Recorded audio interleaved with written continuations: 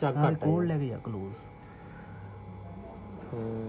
ਆ ਜਾ ਫਿਰ ਇੱਕ ਇੱਧਰ ਹੀ ਆ ਸ਼ਿਰਾ, ਉਹ ਇੱਧਰ ਫੋਨ ਦੇ ਪਿੱਛੇ ਆ ਜੀ, ਪਿੱਛੇ ਆਉਂਦੇ ਆ ਥੱਲੇ ਵੀ ਇੱਕ ਆਉਂਦੀ ਥੱਲੇ ਵੀ ਆ ਠੀਕ ਆ। ਤੇ ਉਹਦੇ ਉਸ ਤੋਂ ਬਾਅਦ ਚੋਂ ਆ ਇੱਕ ਲੀਕੇਜ ਹਾਂ ਦੀਦੀ ਵੀ ਜਾਣੀ ਕਿ ਜਾਣੀ ਕਿ 1 2 3 ਤੇ 4 ਇਹ ਲੀਕ ਆ। ਇੱਕ 5 ਆ ਉੱਪਰ ਇੱਕ ਨਹੀਂ ਉਹਨੂੰ ਛੱਡ ਤੂੰ, ਇਹ ਤਾਂ ਚੇਂਜ ਕਰ ਦੇਣਾ ਆਪਾਂ। ਠੀਕ ਠੀਕ ਇਹਦਾ ਚੇਂਜ ਕਰਨੇ ਆ ਭਰਾ। ਤੇ ਉਹ ਦੇਖ ਲੈ ਪ੍ਰੈਸ਼ਰ ਕਿੰਨਾ ਹੋ ਗਿਆ, ਪੈਸੇ ਦੇਖੋ ਕਿੰਨਾ ਕਿੰਨਾ ਹੋ ਗਿਆ ਮੇਰੇ